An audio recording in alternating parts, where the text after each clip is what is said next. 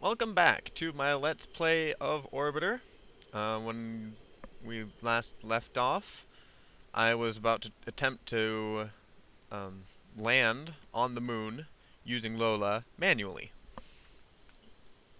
which may sound like a contradiction, using LOLA manually, but all you really have to do is just make sure that this fits. Um,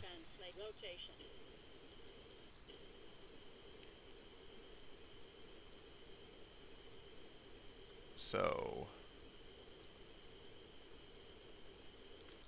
oh, oh, oh, yep, this is going to be difficult. I can already tell.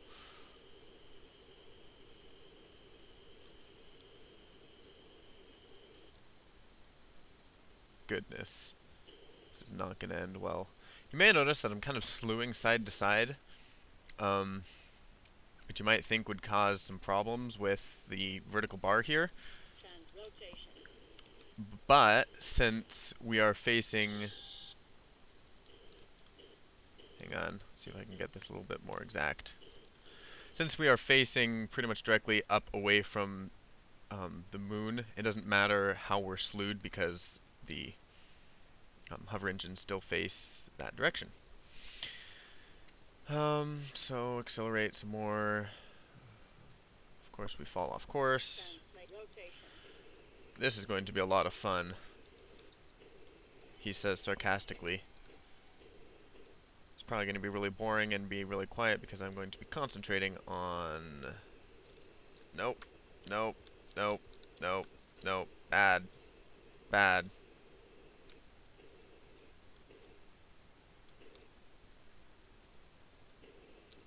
Nope, the other way. There we go. Um, so yeah, at least we get to land in the daytime. I'm going to track this and zoom in.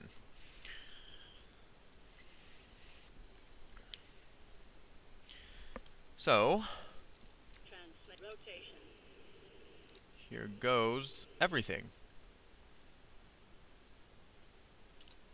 And there we go, we broke LOLA. And the reason we broke LOLA is because we are too heavy. They're heavier than it expects us to be. So, that is interesting. Um, I really suck at landing this manually. This is going to be an adventure. I know. I'll do what I usually do. Horizon level. Oh, I'll do... Brighton Beach is a target, so I know where to point.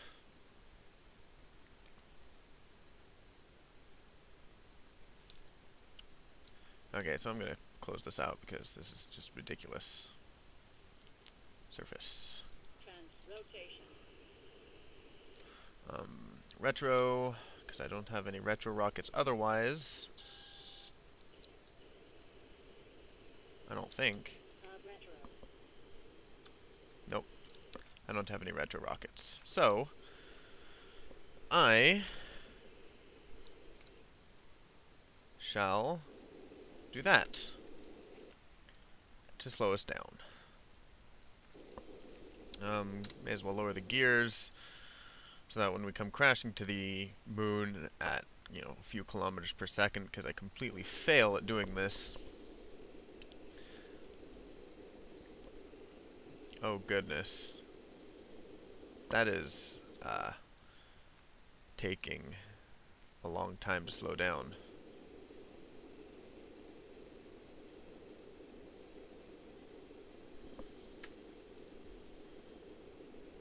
So, I shall do this, turn off horizon level,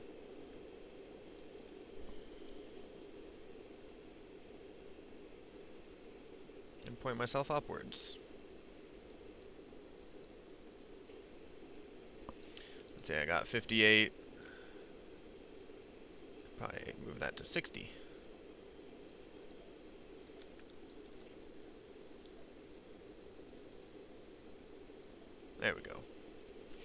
So now if everything's done right,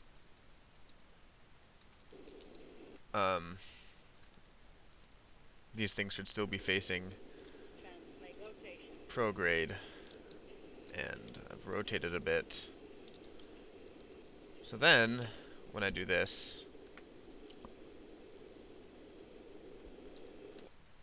it's still pushing me upward, but that's okay. Just means we're wasting fuel.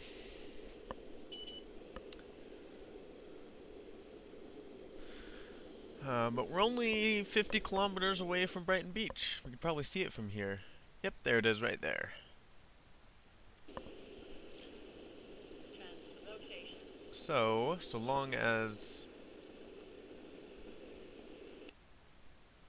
Huh. I think we're slowly tilting to the left, and I think that's because... Okay, this is ridiculous. Hover.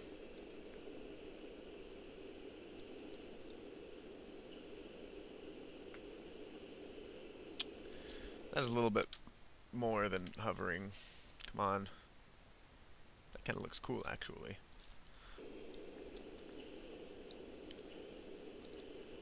Slowing down. This is going to be very interesting.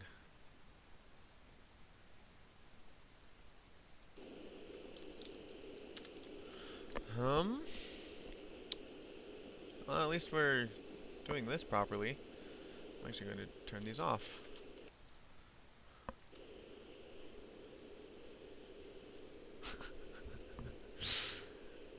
Okay. That's enough of you. Let's put you on retro and go back to horizon level.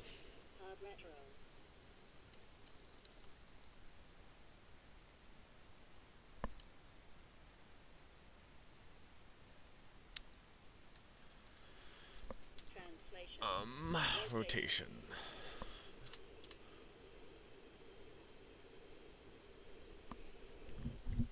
The reason I switched the HUD to this is because when the HUD is in surface mode, I probably won't be able to see the prograde button because it's too far down. So if I go here, I can know where prograde is based on the area or the lines. So that's what I'm doing.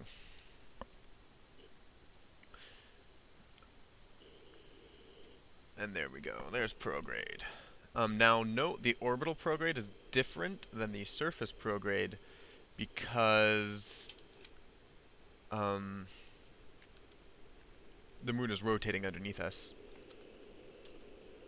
as it is wont to do, but it only makes one rotation every month, so it's not much different.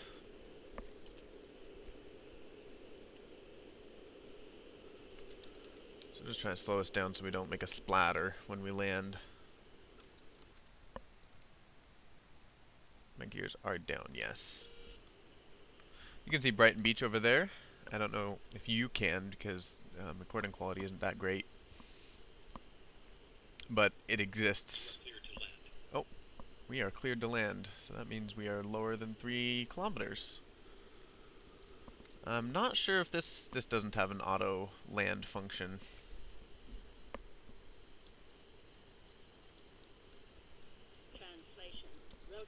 So I'm going to rotate slightly now.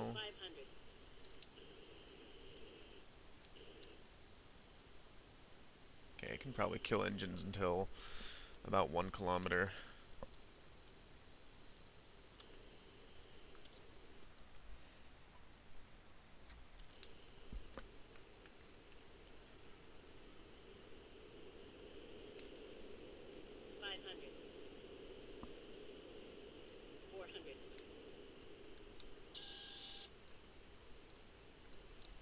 I don't know if you can still see Brighton Beach, but it's over there. Still barely visible on the horizon. 300. And we still have some fuel left. So I'm landing, you may have noticed, that's not on Brighton Beach, because I'm wanting to try something with LOLA. It might be the end of this. It'll be the end of this video no matter what when I land. I will try to get to Brighton Beach, but I'm going to first try something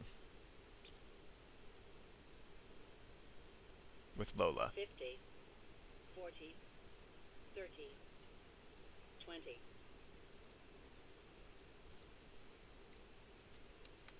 10. So there we go. We're going to land at less than a meter a second, which is a very nice soft landing, but also uses fuel. So there we go. We have landed.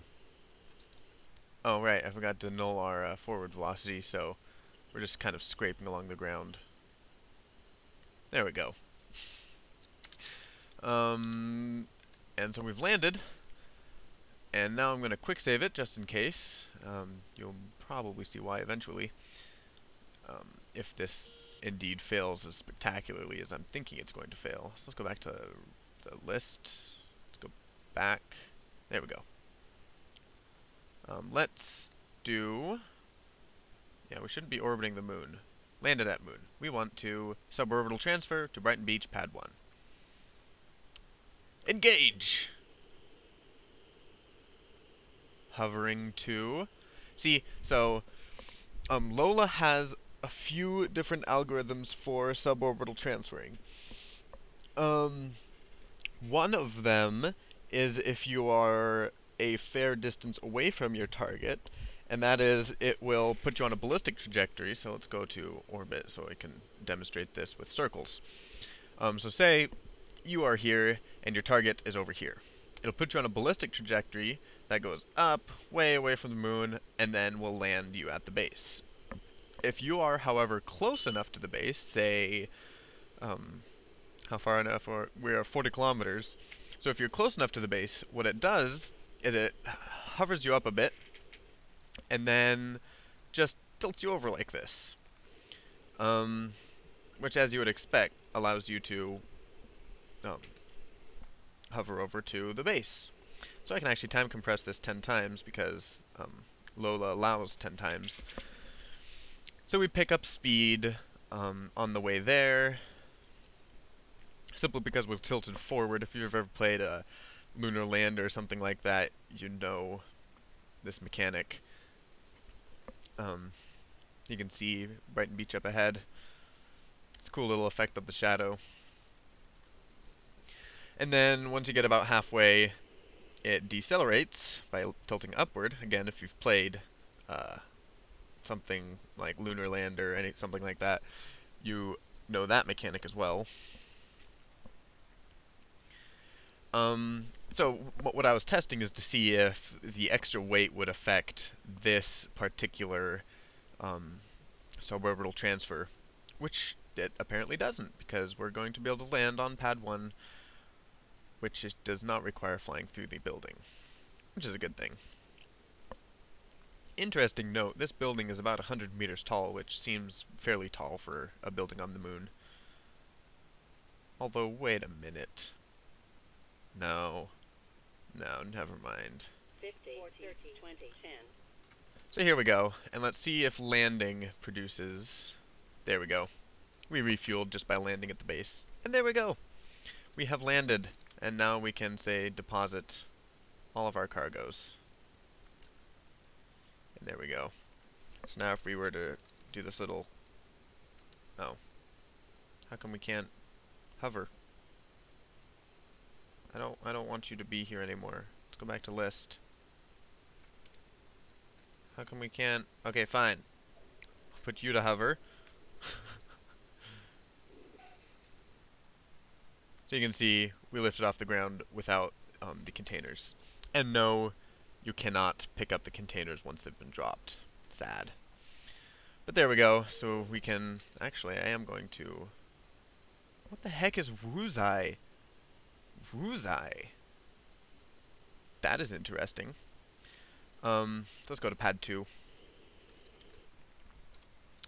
And there we go. This is what it looks like without all the cargoes. Now I'm curious as to what Wuzai is. 20, 10. Okay, I'm gonna see F3. There is no Wuzai. What is this witchcraft? list. It's registered.